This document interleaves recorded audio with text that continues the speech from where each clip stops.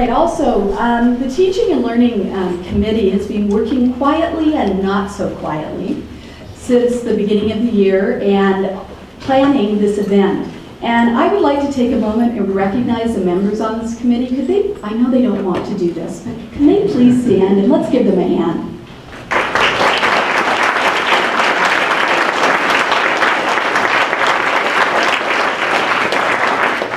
Thank you.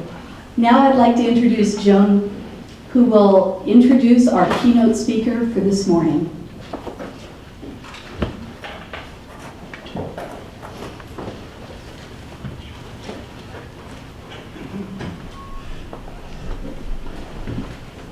Good morning.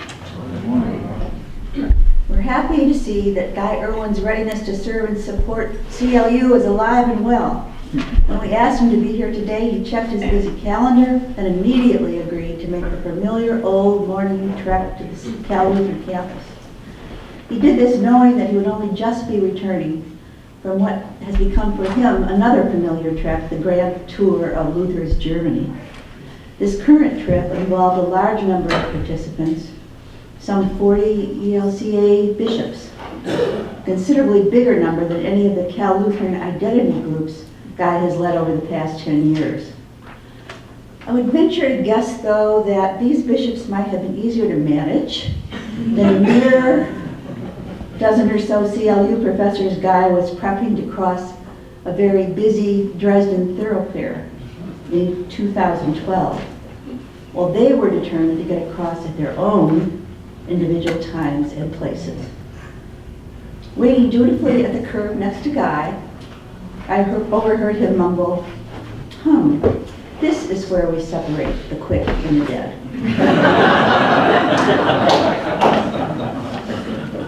We learned a lot about Guy's extraordinary qualities on that particular trip. His high energy, his appreciation of how formality and ritual can ground us and allow us to quiet our fast-paced brains, his articulate knowledge and understanding of Lutheran and German history, and so very importantly, his patience.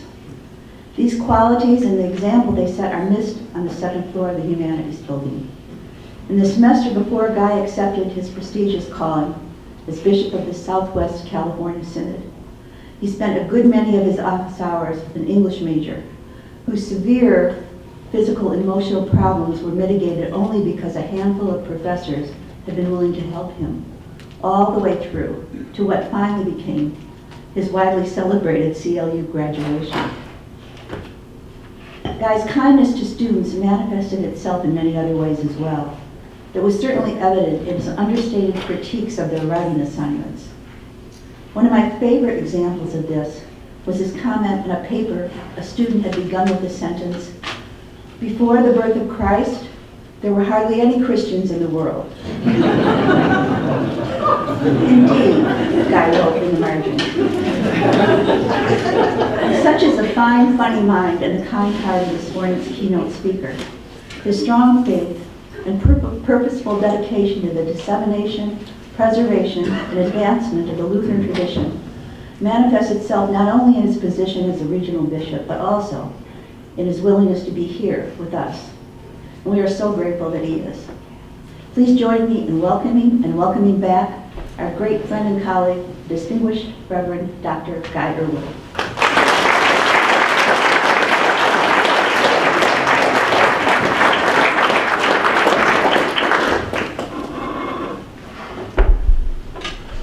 Thank you so much. It's lovely to be back. Every time I come back, there are a whole bunch of new faces. When I started here in the fall of 2000, I was the youngest, well, not the youngest, the newest, and one of the youngest, I thought at the time. And now I see a whole generation of faculty who've come after me, so that I ended up in the top 20% in terms of seniority. I think of myself still in CLU terms in some ways. You're not far from me, even though I haven't been around very much. People ask me if I miss teaching, and I say that I haven't stopped. I have stopped grading. At least I leave that to God. And I don't have to be in class as much, although I find that what I do each day is often teaching in one way or another. For those of you who don't know me, or don't know me well, part of the role that I have played at CLU through the years has been to help interpret the Lutheran tradition for the institution and for those in it who are less familiar with it or simply unfamiliar with Christianity. We have a diverse community here, both in faculty and in students, and we don't take for granted that anyone understands the Lutheran origins of this principle of teaching and of this institution. And so I've tried to help people see that. And one of the most fun ways has been, of course, as Joan mentioned, taking groups of faculty and staff to Germany to see the places associated with the life of Martin Luther and a number of other locations that reflect in some way the Lutheran educational commitment, the commitment of the Lutheran Church to serving neighbor through education. This is really important to me.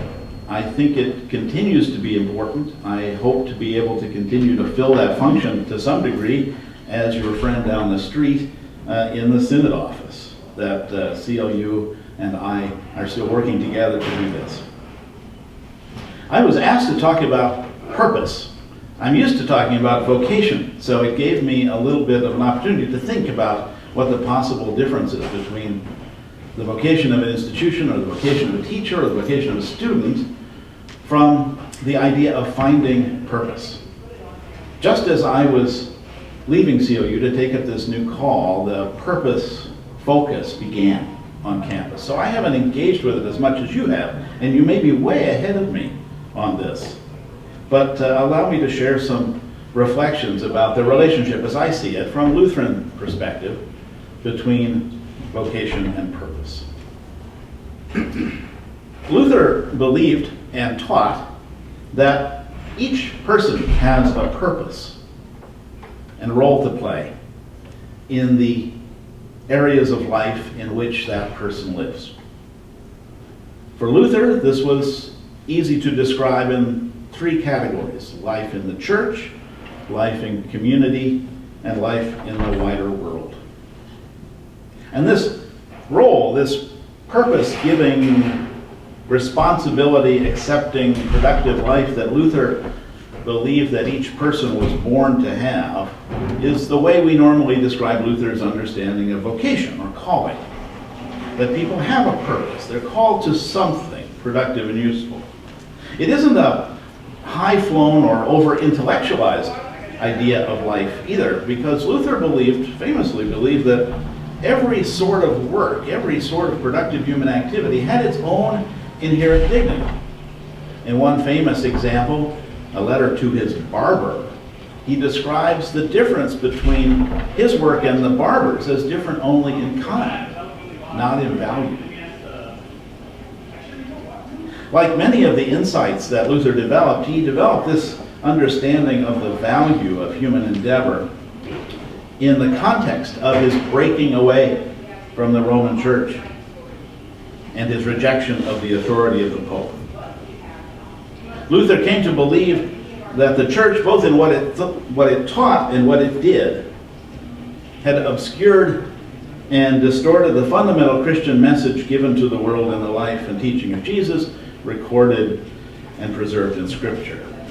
And Luther understood this essential biblical message as being about the central tension in human existence, that the essential selfishness of every human stands in self-defeating opposition to the love and mercy of God, and that God overcomes this opposition through mercy and grace.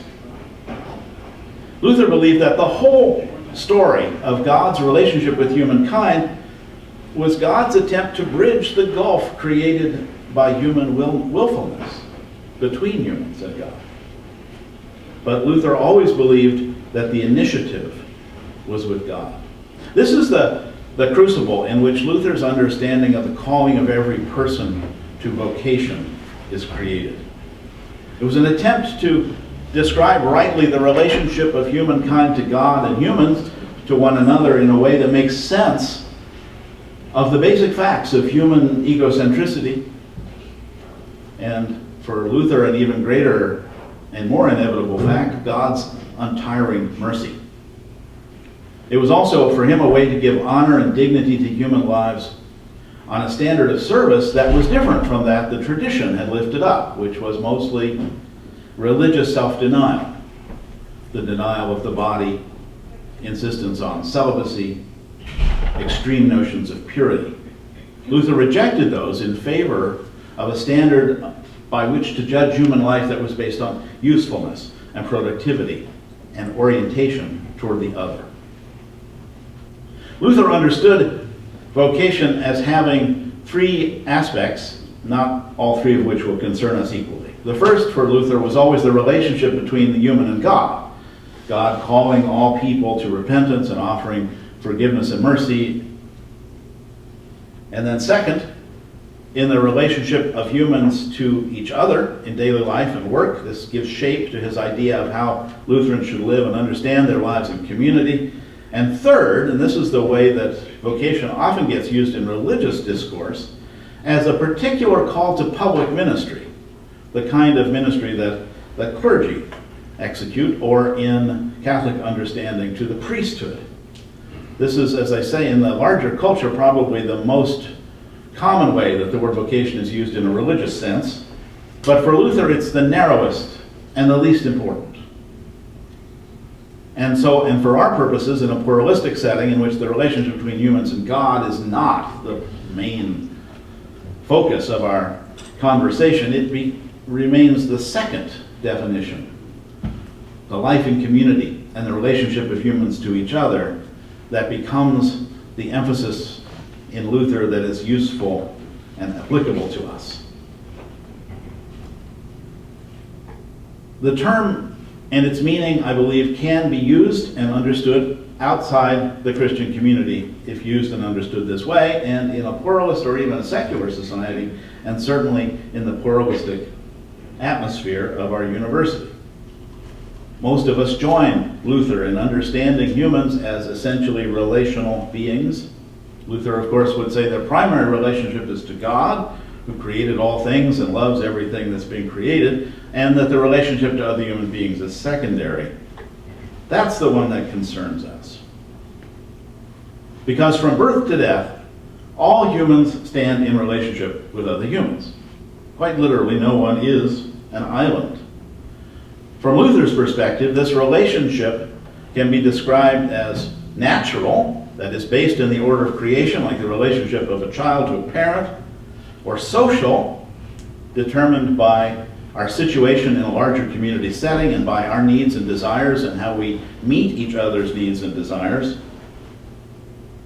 And that in the social dimension of life together, there were three realms of existence: the church, the state, and the economic system. Luther didn't really understand economic systems, but he understood what he calls economic is really the relationship of those who support others, people within the family, especially the extended family. In the churchly realm, of course, Luther understood everybody as being a member of the church. Some called the leadership as clergy, everyone else as lay people. In the second realm, that's the duties and responsibilities of political life. For Luther, this meant the duty that subjects owed their rulers. Luther lived in an entirely pre-democratic age, but he did believe that rulers had obligations to their subjects. In the third realm of economy, sometimes Luther uses it synonymously with family, he explains that one is either parent or child, husband or wife, master or servant, but in some way everyone is part of an economic unit, a family or something larger than a family. In our 21st century perspective, this schema is simplistic and quaint, but the essence of it isn't social typology, but Luther's insight that humans live out their lives and callings in a variety of ways and always in relationship with one another. One is never just one thing, but all of these things at the same time. A parent and a child at the same time. Those of us in the sandwich generation understand how that works, but one is also a citizen. One might be a leader in the church world or an office holder. That we are all a complicated set of different relationships. And the relationship that's most germane to our conversation today, that of the teacher and the student, is one that Luther doesn't actually clearly place in this schematic, as important as it was in his own life as a teacher. In some ways, it has elements of all three of these realms. Because teaching, at least at a primary level, in Luther's time, was a function of the church. But it was financed out of the common chest, out of the community's resources. And the teacher actually has a relationship with the student that is quasi-parental. We all understand that role that we play in the lives of students is sometimes in loco parentis. So that the realities that we face don't fit neatly in the schema, but the schema is applicable to them in some ways. The important thing is that this is relational and not individualistic. Luther has an ethic of relationship, of connectedness, and of service to neighbor. We have all kinds of understandings of self-fulfillment and freedom of vocational choice that would have been unknown to him, but I think the kernel of this is usable for us. That each human life is lived out in relationship, and when it is lived well, it benefits others. That is how its purpose is found, in the benefit to others. Luther makes this really clear in his catechisms of 1529, when he takes, in a really remarkable move for Christian theology, he takes the "shalt not" prohibitions in the Ten Commandments and he turns them upside down and he transforms them into positive rules for constructive life in community. For example, through Luther's lens, the commandment not to murder instead becomes an instruction to help one's neighbor flourish through concern for her well-being and the protection of her interests. So "thou shalt not kill" becomes instead an obligation to look out for your neighbor and not to neglect your neighbor's needs. So Luther is using this idea of vocation as a way for us to understand ourselves as responsible agents embedded in community, ones whose lives should be lived out in awareness of their impact on others, and always with a charitable disposition toward others. One of the most famous statements of Luther is that we should understand the commandment against false witness as one that doesn't just keep us from doing something, but requires us to put the best construction on everything that anyone else said. That's a really hard one to fulfill. If each of us lived humbly, Luther thought, with other people in mind all the time, society would be harmonious, hunger and misery and loneliness would vanish, and peace would prevail. But of course, even Luther, maybe especially Luther, understood that this was an unattainable ideal, and that human self-interest, the pursuit of self-interest, constantly militates against this kind of humility and altruism and idealism. But even so, Luther thought that people should try to act according to the principles of neighbor love. To try and fail, perhaps inevitably, but to fail to try was an extreme form of self-indulgence. The fact is, we live life in between the ideal and the attainable. And when individuals and groups fail to live up to the noble challenge, there then are always rules and rulers to keep order. Hence those three realms that Luther thought kept things in line. But Luther was fairly disillusioned about human self-interestedness. The story of the Reformation is, for the most part, not a happy one. It was not a terrific success in lots of ways. Luther's world did not change in the ways that he thought unleashing a gospel on it would do. He was, in fact, disappointed with the lukewarm reaction of many and with the rejection of many as well. But he never gave up this larger principle that I think is indeed the lasting legacy of Luther and the Reformation, that humans are called to live their lives and practice their livelihoods within an ethical framework that's defined by relationships and mutual responsibility. This discovery of purpose in the Christian life and in human life, more broadly seen, is one that still inspires and gives purpose to Lutherans and to Lutheran institutions, not least of all our educational institutions. We've worked on our campuses for years to redefine and revive ideas of vocation in relation both to our educational work and to the lives of our students, both as students and in the professional lives that they carry out after they graduate. I think we now, 20 years into this, have a clearer understanding of what all this means and what its implications are for us as teachers, as educators. And it's more than ever a clearly articulated part of our common calling as educators in a Lutheran setting, whether we're Lutherans or not, or even religious believers at all.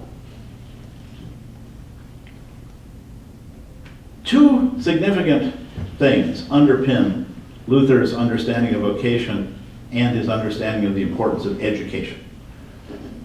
First, his firm belief that education for all people is an underpinning of stable, prosperous, as he would see it, godly communities. And second, that in the particular vocation of educators to be providers and conduits for learning, Luther sees a precious and essential good for society. For Luther, educators, second only to clergy, combine two goods. The conscientious performance of their duties is a good in itself, and the learning they transmit, the learning they inspire through example, empowers others to live out their vocations more fully as well. So teachers, in Luther's understanding, have a purpose in the larger whole of society, and they have purpose in the effective exercise of their callings. Luther was really profoundly an educator, both in his self-understanding and his effect on the world. From his professor's chair, he articulated, developed, and taught ideas both new and old, including many that profoundly changed the attitudes of his hearers, and which relayed by retelling, by publications and publications of throughout Germany and Europe that moved remarkably quickly for the time. His ideas permanently altered the world in which he lived. From the very beginning, Luther understood the church's main duty to be to teach the faithful. That was the purpose of his protest. Luther lived in a world that he saw as pretty dark. It was a world of, in his view, darkness and ignorance, and he thought the light of divine truth and revelation was going to break in and transform it in his lifetime. He was somewhat disappointed by that outcome. We can continue to think that today and be disappointed as well. But what he knew to be true, he believed had to be taught if it was to have any effectiveness at all. And he saw his duty and that of all teachers and preachers at every level of instruction, from parish pastors teaching children to university professors teaching doctoral students and preparing church leaders. All of this, Luther believed, was a way to overcome the authorities of the old church and its gatekeepers that were arrayed against him. A way to challenge systems of thought that up to that point could not have been questioned, to overcome structures of power that were difficult to overcome. He called for a complete reform of learning. Part of Luther's development of a sense of purpose was as an educational reformer, to replace the neo-Aristotelianism that had become canonical in his time with a scriptural perspective. This is an argument we don't need to engage anymore because the background has changed. From our modern vantage point, it could even look like Luther was replacing one dogmatic system with another, but in the 16th century context, it was a great step forward, because even to call upon the Bible as an authority was a way of opening the door to a more historically aware, more empirical, more genuinely reality-based approach to truth and learning than had been the case before. But again, I don't think that Luther's main contribution, for our sake at least, to modern education is in method or hermeneutic, but in that broader area of the purposes and the reach of education. Because Luther changed the world not just with the content of his thought, but in this firm belief that each person had the right to at least a rudimentary education. And for his time, the quite radical idea that public schools ought to be established that would teach both male and female children. It was pragmatic, not idealistic in some ways. He wanted to provide for a stable and prosperous society where every person is fully trained to do some productive work, but also to give people the ability to read the Bible for themselves. Luther, as I said at the beginning, was confident that if everyone could read the Bible, everyone would reach a consensus on the basics of Christian faith. He later gives up that optimism. And in some ways, we have come to embrace that variety as a gift in itself, something Luther was never able to do. So what usefulness does Luther's understanding of education have to us as 21st century people struggling to find purpose in what we do? As they say, not much if it's about his curriculum or his pedagogy. We've come a long way in educational theory and practice in 500 years. Look at PowerPoint. But what we might see as enduringly valuable in this experience from 500 years ago are a few basic concepts. First, that insight that I think is still valid, that literacy is basic to all other learning. And that the reading and comparison of texts and the ideas that they contain is the beginning of critical thinking. Second, that being able to communicate effectively what one has learned, both in written and spoken form, is essential to the advancement of knowledge, both interpersonally and for oneself. And third, that the education that every person needs to exercise his or her vocation fully is a basic right and a prerequisite for a just society.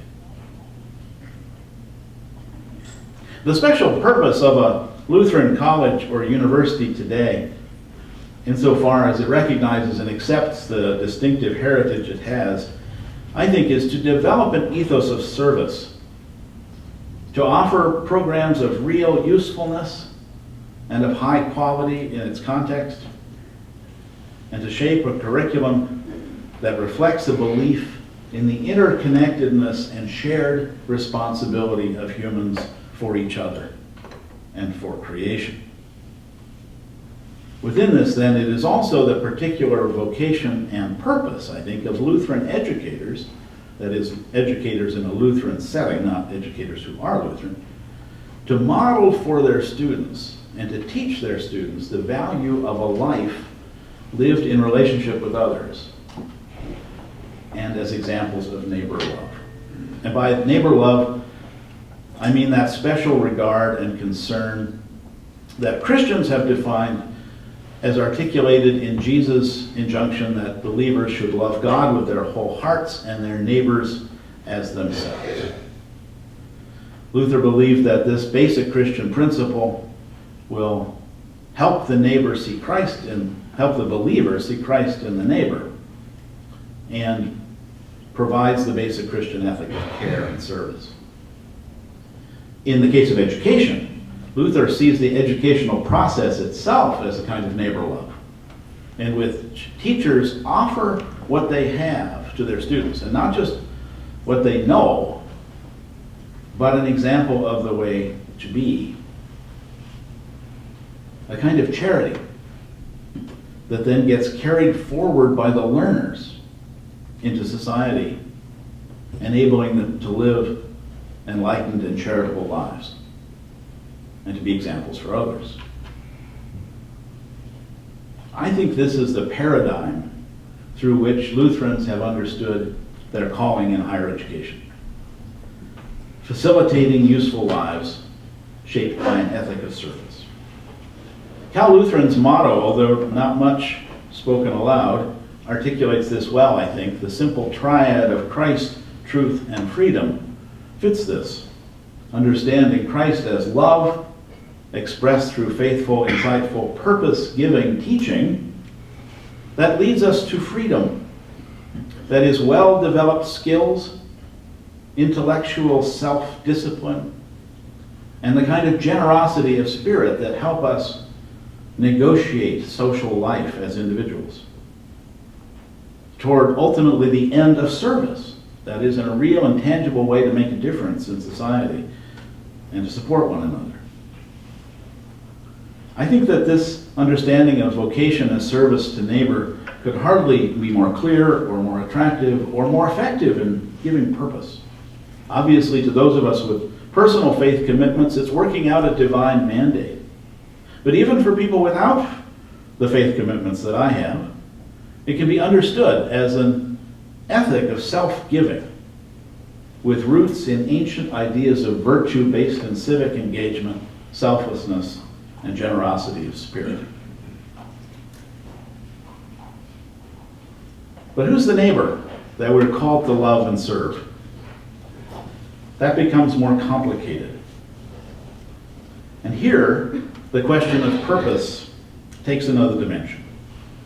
Luther, as a historical figure, has often been criticized for not having had a broad enough sense of mutual social responsibility beyond the community, the immediate physical community in which he lived. He didn't actually see the believer's personal responsibility for others extending much beyond the family and the immediate community of the village or town where one lives. But that's because his horizons were very narrow, and he lived in a pre-democratic and highly patriarchal world in which only very few people enjoyed anything like the personal autonomy that most people in the developed world enjoy today. Luther lived in a top-down world in which tiny elites controlled the vast majorities. Maybe that's not so different. In such an environment, of course, personal choices, including ethical choices, are somewhat limited. But the Reformation era did give birth to new political ideas, including the obligation of rulers to those they rule, the right of resistance to tyrants, and the inviolability of the individual conscience, ideas that lie at the base of many modern liberal political systems. Luther wouldn't have recognized all of these. He wasn't a political revolutionary, but he wasn't as far from Calvin and other advanced Protestants on these issues as is commonly supposed. And he did understand the social dimension of Christian life to have political implications. He wouldn't have called them that exactly, but they did have implications for life in the kingdom of the world. That would have been his expression for it, the kingdom. That was what Luther called the arena in which humans play out their earthly citizenship. The city of the world, to use Augustine's concept. Luther shared this view and used it often to describe the necessity of public political power as a way of keeping order among people and between nations. In our day, of course, the framework in which we live out our callings, in which we find our purpose and make our ethical choices, is much broader than that. Broader, in fact, than most of us can easily realize. Industrialization and globalization have tied our world together in ways that Luther could not have imagined. Even the agrarian age that was coming to an end just 100 years ago in most developed countries could not imagine where we are now.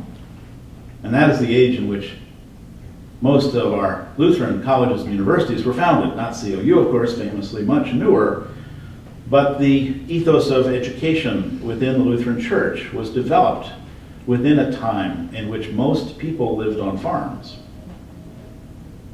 And so that each of us now, and all of our students, have interests and responsibilities that reach far beyond immediate families and communities, and even beyond our nation states and our political systems to connect us with humans around the globe. This can hardly be disputed. Even if the world isn't as flat as Thomas Friedman says, it's impossible to deny that we now live in what many of our college mission statements like to call a diverse and changing world. And we're all citizens of that world to the degree that we share responsibility for it. The idea that an education in the tradition of the liberal arts is a foundation for informed and responsible citizenship is, if not entirely universally held, still commonplace in the world of education. It's one of the ways that we defend requiring our students to learn things whose utility is not obvious to them at the moment, and which don't seem directly connected to the career that they and their parents believe they've come to college to train for.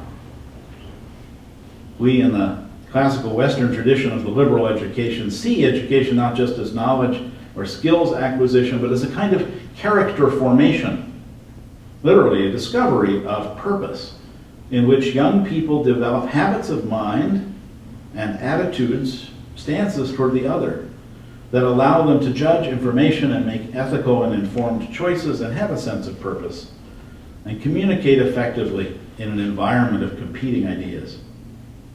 We all know that our students don't see this as clearly as their teachers do in many cases.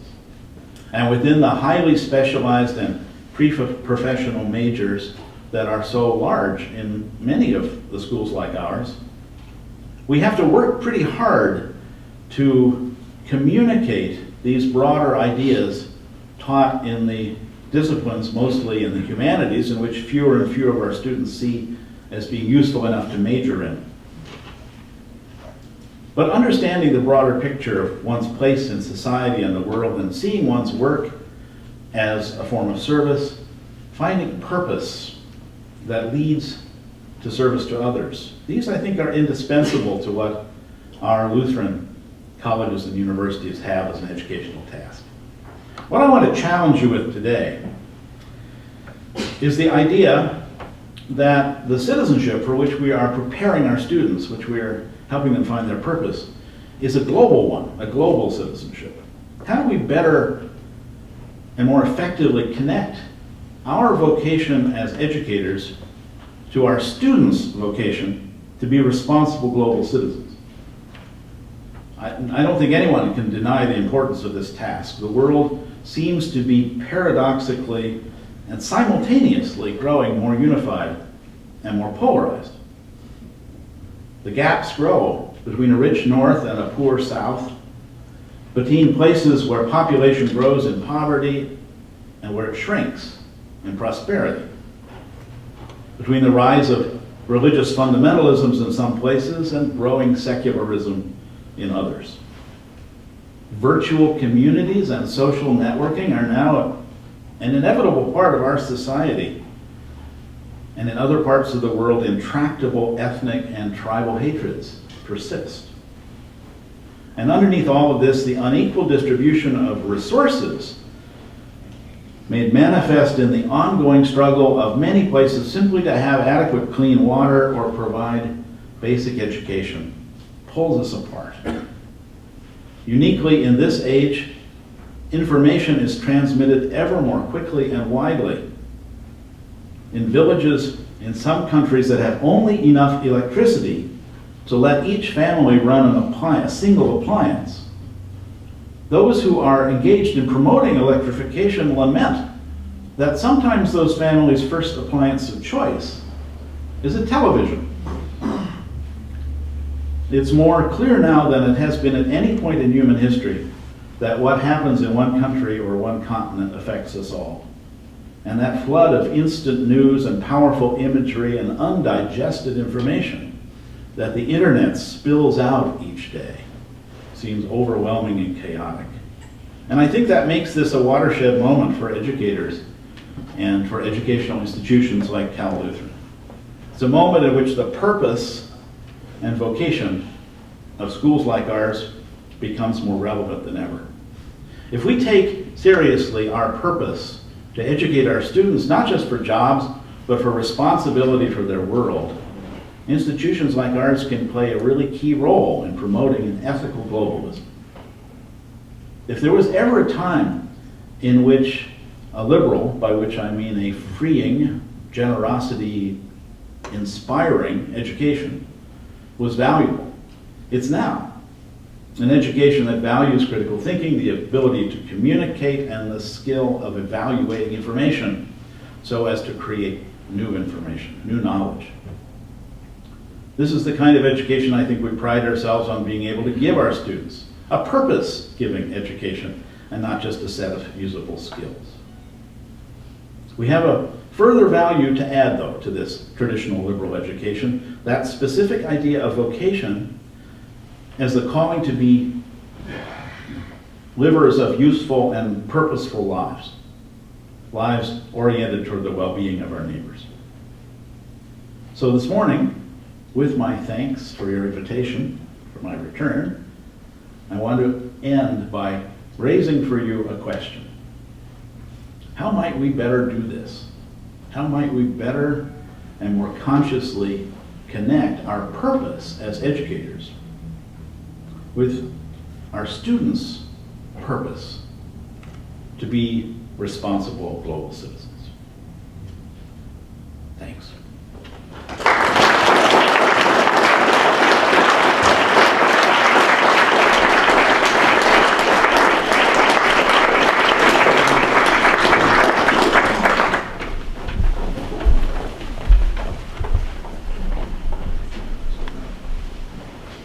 I think another big thank you for Dr. Erwin.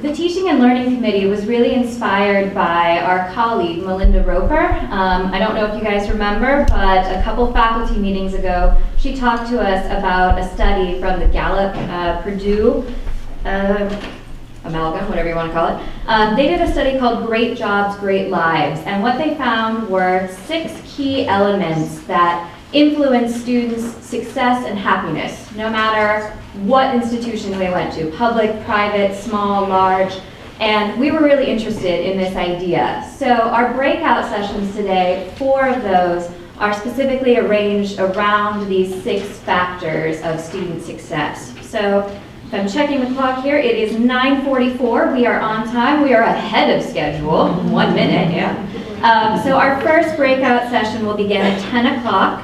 2 of those sessions do address some of those factors to student success. First, we'll have a student panel talking about how faculty members showed them care or helped them engage or helped them pursue their dreams. That will be here in Lundgren. And then we've got a discussion of connecting internships and jobs, another key factor. That will be upstairs, and also we were requested to include more discussion about the Core 21. So Dr. Jose Marichal will be leading that upstairs as well. So our first breakout session will be in about 15 minutes. You have a little bit of time to mingle, visit the restroom, grab another bagel, there's plenty of food, and our first breakout session will begin at 10. Thank you.